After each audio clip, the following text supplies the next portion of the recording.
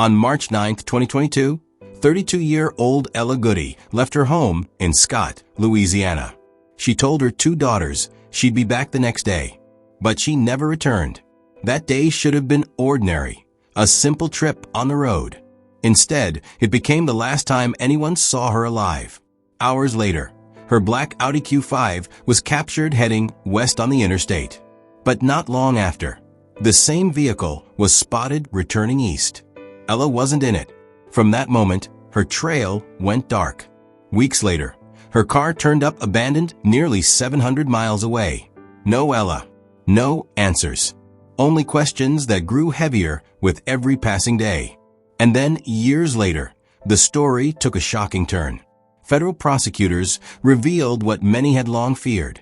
Ella's disappearance was no accident. A mother, a caretaker, a daughter, gone without a trace, and still missing to this day. So what really happened between the moment Ella Goodie left home and the day her SUV surfaced hundreds of miles away? And who was the man last seen with her? That's the story we're about to uncover. But first, I want to hear from you. What do you think happened that night? Drop your thoughts in the comments. Don't forget to like, share, and subscribe so you never miss the stories we tell here on Dark Trace Crime Stories. News this afternoon. There's been a major development in the case of a missing Scott woman who disappeared while driving a rideshare client from Louisiana to Texas. Trooper First Class Derek Senegal, the public information officer for Louisiana State Police Troop D, has confirmed to News Channel 5 that the case involving 32-year-old Ella Goodie was handed over to the Calcasieu Parish District Attorney's Office on March 17th for grand jury consideration. Goodie was last seen over a year ago on March 9th, 2022. The case was being investigated as a homicide by Louisiana State Police, and to date, her body has not been found. To truly understand the tragedy of Ella Goodie's disappearance and death, you have to know the woman she was in life.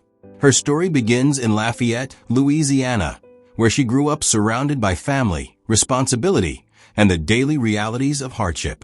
Ella wasn't born into privilege, but she was born into love. And from a young age, she learned what it meant to put others before herself. Ella's family relied on her in ways many children never have to experience. With a disabled mother and a younger brother who needed care, she stepped into the role of caretaker long before adulthood. That responsibility could have easily weighed her down, but instead, it shaped her into someone resilient, resourceful, and selfless. Those who knew her say she carried herself with a quiet bravery, always ready to do what needed to be done for the people she loved. As she grew older, that instinct to nurture only deepened. Ella became a mother herself, raising 2 daughters who were the center of her world. She wasn't just present in their lives, she was their anchor. Friends describe her as a devoted mother who balanced life's difficulties with humor and heart, always putting her children first no matter how tight money was or how exhausting the day had been. Her friend, Felicia Broussard, saw that determination up close.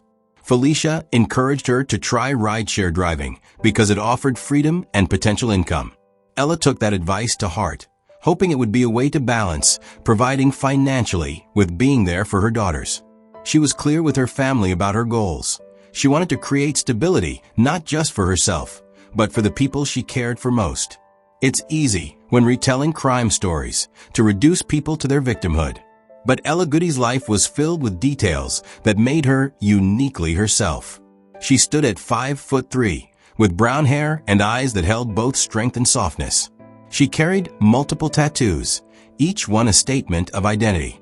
Most notable was the Houston Texans bull on her neck, a permanent mark of pride and personality. Tattoos can often speak to resilience, individuality, and a willingness to show the world who you are, and Ella wore hers boldly. Her life paints the portrait of a woman who embodied strength in action. She wasn't a headline or a statistic or a cautionary tale. She was a daughter, a sister, a mother, and a friend. Her absence left an irreplaceable void in all those roles. And that's what makes her disappearance all the more haunting. Ella was not the type of person to simply vanish. She had people relying on her, children at home, a mother who needed her, a brother who looked up to her, and friends who trusted her presence. For someone so deeply woven into the fabric of her family and community, her sudden silence was alarming, devastating, and completely out of character. For all the weight she carried, Ella kept pushing forward, doing everything she could for her family, until the day everything changed. March 9th, 2022, began like any other day for Ella Goodie. She was at home in Scott, Louisiana, preparing for yet another ride. Driving had become her way of making ends meet, and she treated it like any other routine. Another trip, another chance to provide for her daughters. That morning, she reassured them that she'd be back the next day.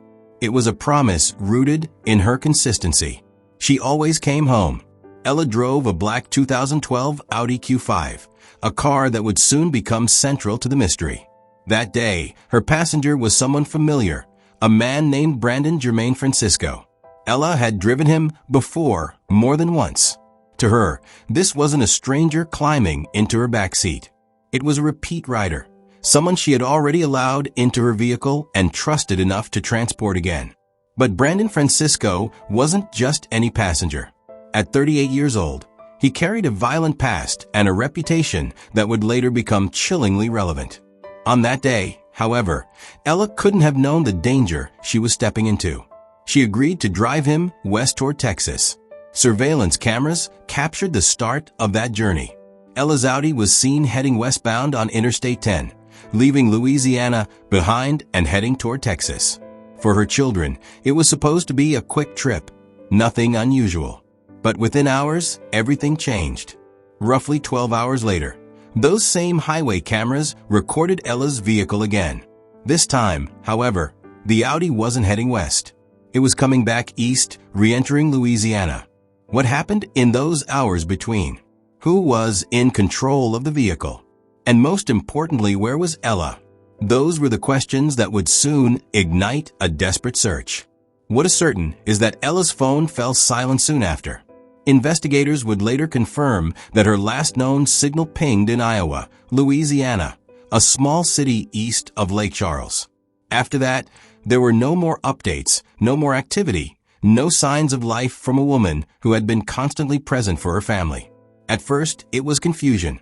Ella wasn't the type of person to vanish. Friends and family grew uneasy when calls went unanswered. Felicia Broussard, her close friend, tried reaching her but got nothing back. That silence was uncharacteristic and unsettling. Eventually, Felicia contacted Ella's daughters, hoping she had returned home quietly, but they confirmed she hadn't. The worry that had started as a quiet unease quickly escalated into fear. Her family's concern deepened with each passing hour. 2 days later, on March 11th, Ella's younger brother made it official by filing a missing persons report. For a woman so deeply tied to her children and family, the lack of contact was not just unusual, it was alarming. Law enforcement treated the report with the seriousness it deserved, understanding quickly that this wasn't a case of someone walking away from their life. The investigation began by retracing her last known movements. They looked at the surveillance evidence that showed her Audi leaving Louisiana, then returning. They studied the phone records that pointed to Iowa, Louisiana, as the last digital trace of her. And inevitably they asked, who was with her last? The answer was clear. Brandon Francisco had been her passenger. From the very start, Francisco became the focus of suspicion. Not only was he the last person known to be with Ella, but his background raised red flags. On the very day Ella disappeared, Francisco had also failed to appear in court on unrelated charges, adding yet another layer of suspicion. His name was not just familiar to investigators. It was already tied to violence, crime, and a history that made him a dangerous figure. While investigators tried to locate him, Ella's family was left in agony. They organized calls, prayed for her return, and spread the word about her disappearance. In their eyes, every day that passed without an answer was unbearable. For her children, it was a nightmare. Their mother, the person they depended on most, was gone without explanation. The timeline of March 9th remains chilling. A mother sets out on what she believes will be a routine trip. She picks up a man she has driven before, heading west on I-10. Hours later, her car reappears heading back east. Her phone goes dead near Iowa, Louisiana. Calls to her go unanswered. And by March 11th, her family is forced to confront the unthinkable. Ella is missing. There were no signs of a voluntary disappearance, no reason to think she would abandon her daughters or her responsibilities. That absence made one truth undeniable. Something had gone terribly wrong. The search for Ella had begun, and all eyes turned to the last man she was known to be with. Francisco was the last known person to see her alive. His connection to the case became even more suspicious once police uncovered a disturbing detail. On the very same day Ella disappeared, he had failed to appear in court. The timing was impossible to ignore. As investigators pulled Francisco's record, a troubling picture emerged. His past was riddled with violence, particularly toward women. Years earlier, he had been charged in connection with the attempted murder of his ex-wife. That case highlighted a pattern of aggression that seemed to follow him wherever he went. While the justice system had given him multiple chances, his history painted him as someone capable of brutality, and it raised fears about what might have happened to Ella. For Ella's family, the first days were agony. They prayed she would be found alive, clinging to any hope. But the trail grew colder with each passing hour. Her phone stopped pinging after Iowa, Louisiana, on the night she vanished. Her SUV, the white Audi Q5 she drove for work, was nowhere to be found. Then, weeks later, came a breakthrough. On April 1st, 2022, Ella's Audi was discovered in St. Joseph, Missouri, nearly 700 miles from where she was last seen. The vehicle, a key piece of evidence, raised chilling questions. How had it traveled so far? And more importantly, where was Ella? The discovery deepened suspicions around Francisco. His connection to the vehicle, coupled with his history and the timing of his court absence, made him the clear focus of the investigation. Only 2 weeks after Ella vanished, Brandon Francisco was arrested, but not directly for her disappearance. Instead, authorities took him into custody on an unrelated warrant. For investigators, it was at least a chance to hold him while they dug deeper into his ties to Ella's case. By early May, the tone of the investigation shifted dramatically. On May 3, 2022, the case was officially reclassified as a homicide. The hope of bringing Ella home alive had faded. For her family, it was devastating confirmation of what they had feared but hadn't wanted to believe. Still, the community refused to let her name fade into silence. Vigils were held in her honor, with candles lit for her safe return and prayers offered for justice. Her family and friends stood together at these gatherings, determined to keep the pressure on authorities and to remind the world of the woman Ella was a mother, a caretaker, and a beloved friend. Media coverage intensified, carrying her story far beyond Lafayette and Scott. Her face appeared on news reports, social media campaigns, and posters.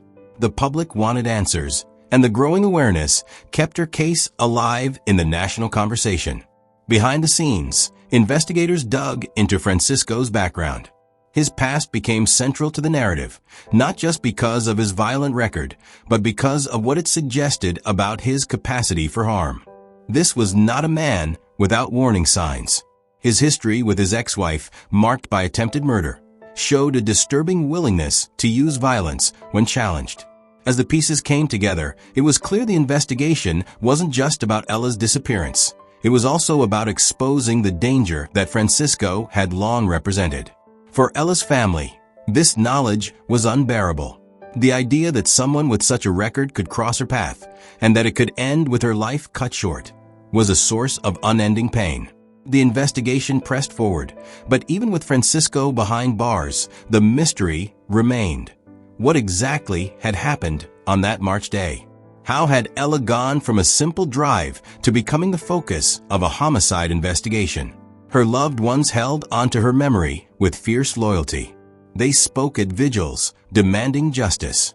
They reminded everyone listening that Ella was not just another statistic, not just another name in a file.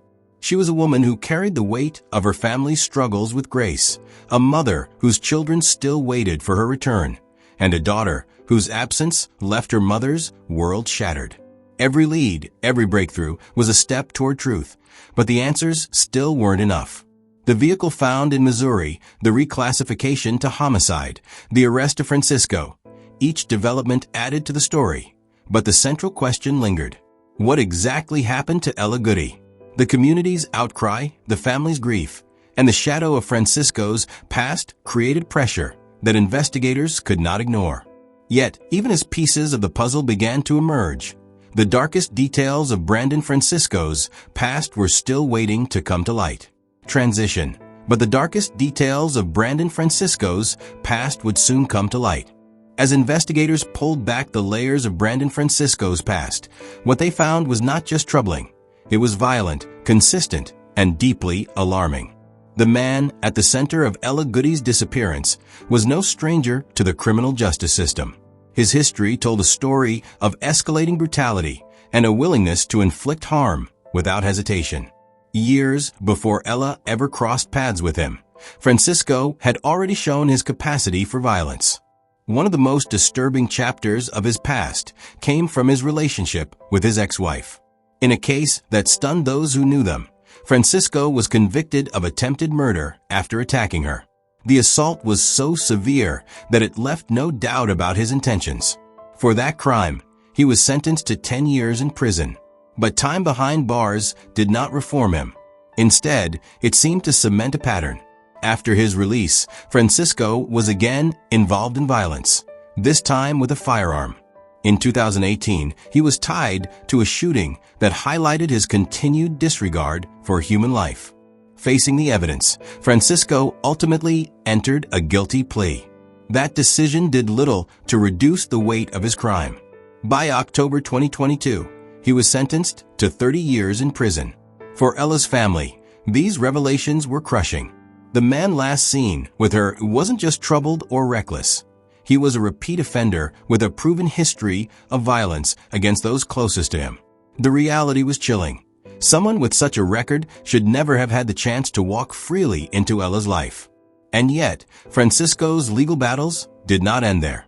As the investigation into Ella's disappearance continued, prosecutors began building a case that would formally tie him to what happened on March 9, 2022. Those efforts culminated in a federal indictment that came in November 2024. The charges laid out against him were as serious as they were specific. Carjacking resulting in death. Prosecutors alleged that Ella's disappearance began with Francisco taking control of her Audi Q5, a vehicle later found abandoned hundreds of miles away in Missouri. Use of a firearm in a violent crime. Evidence suggested Francisco did not simply take the vehicle, but used a weapon in the process, escalating the crime into deadly territory. Felon in possession of a firearm. With his record, Francisco was legally barred from owning or carrying a gun. The fact that a firearm was involved added another charge to his already lengthy list. Flight to avoid prosecution. After Ella vanished, Francisco's movements and his eventual arrest showed a pattern of evasion, giving prosecutors another count to add to the indictment. Together, these charges painted a damning picture. This wasn't just about a missing woman or a stolen vehicle. It was about a violent offender escalating his crimes to the most severe level possible. The stakes of these charges could not be higher.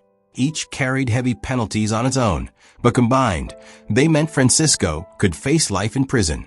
For Ella's family, this offered some hope that through the justice system, the man who took her away from them might finally be held accountable.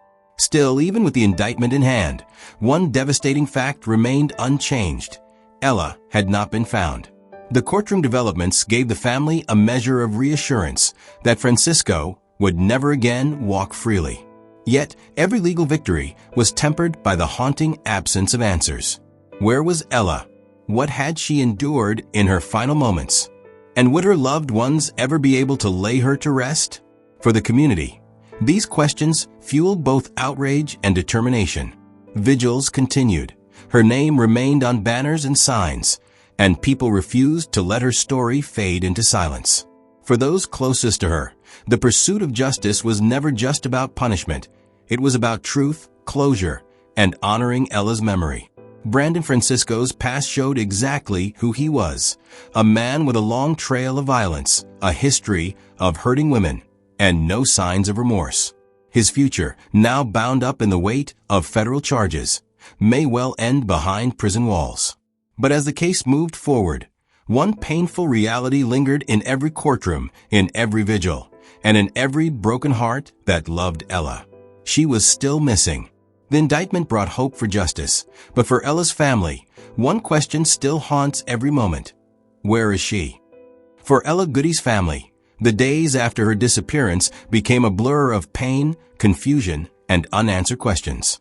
Her two daughters, once able to count on their mother's steady presence, were suddenly left without her. Ella had been their anchor, cooking meals, helping with homework, reminding them every single day that they were loved. Without her, the world felt unstable, uncertain, and unbearably quiet. Her mother, already living with disability and dependent on Ella's care, now faced a new kind of struggle: the absence of the daughter who had always been by her side. Her brother, who had filed the missing persons report when no one could reach her, carried the heavy weight of knowing he had been the one to sound the alarm, yet unable to bring her home. The emotional appeals came quickly and often. Family members spoke publicly, pleading for information, begging for anyone with knowledge of Ella's fate to come forward. Their words weren't filled with legal jargon or polished statements. They were raw, heartbroken, and desperate. They wanted justice, but more than anything, they wanted her back. The community rallied behind them. In Lafayette and Scott, neighbors organized vigils where candles flickered against the night sky, each one representing not just Ella's life, but the hope that answers would come. Friends gathered to share memories of her warmth and kindness, remembering the way she carried herself with strength despite her struggles. These events were not just symbolic, they were lifelines, reminders to the family that they were not standing alone in their grief. Media coverage helped keep Ella's name alive. Reporters covered each development in the investigation, each court date, each community gathering. But it was the grassroots effort, the people who wore shirts with her face, who posted her story online, who spoke her name in daily conversation, that kept the case from fading into silence. And yet, even with that support, one wound never healed. Ella's remains have not been returned to her family. Without a body, there was no chance to lay her to rest, no gravesite to visit, no physical place where her children could go to whisper their love. That absence deepened the grief, making every vigil and every prayer circle feel like both a comfort and a reminder of the devastating unknown. For the children, the loss was permanent and life-altering. They were left not just with memories, but with questions no child should have to ask. Why did their mother have to leave that day? Why didn't she come back? And when would they see her again? The family's resilience in the face of such pain became a story in itself. They continued to fight for Ella, to demand answers, and to remind the world that she was more than a name in a headline. She was a mother, a daughter, a sister, and a friend. Every vigil, every plea, every tear shed in public was a declaration. Ella Goodie's life mattered, and her story would not be forgotten. Ella's case is a story of loss, but also a story of lessons the rest of us can learn. Ella Goodie was more than the story of her disappearance. She was a loving mother of two daughters who depended on her for stability and comfort. She was a caretaker to her disabled mother, a sister who stood by her family, and a friend known for her warmth, loyalty, and strength. She carried burdens that would have broken many, yet she never stopped moving forward, never stopped caring for the people who needed her most. Her story, though marked by tragedy, is not defined by the violence that took her life. It's defined by the love she gave so freely and the resilience she showed every single day. Ella's name now carries weight far beyond her hometown of Scott, Louisiana. It stands as a reminder that vulnerable workers, especially those navigating unsafe conditions, deserve more protection. It's also a call for communities, families, and systems to do better, to ensure that no one else's mother, daughter, or sister vanishes under such circumstances. The unanswered question of where Ella's remains are only sharpens the pain for her loved ones. But even in their grief, they continue to keep her story alive, not just for themselves, but for every person who might find strength, awareness, or courage through her memory. Their persistence is a lesson for all of us. Silence is not an option. Justice, safety, and accountability demand voices that refuse to fade. Ella Goodie should have made it home that night. She should still be here, cheering on her daughters, caring for her mother, and living her life. Instead, her story reminds us of the dangers workers face when protections fail and when violent offenders slip through cracks in the system. Her case urges us to be vigilant, to advocate for change, and to never forget the human lives behind the headlines. And now I want to ask you, what do you think could have been done differently to protect Ella? Share your thoughts in the comments. Conversations like these matter more than we realize. If you believe Ella's story deserves to be heard, share this video so her memory reaches further than ever before. And if you haven't already, subscribe to Dark Trace Crime Stories, where we honor victims by telling their stories with the dignity and depth they deserve. Together, by listening, remembering, and demanding better, we can keep Ella Goodie's light burning and ensure her story continues to matter.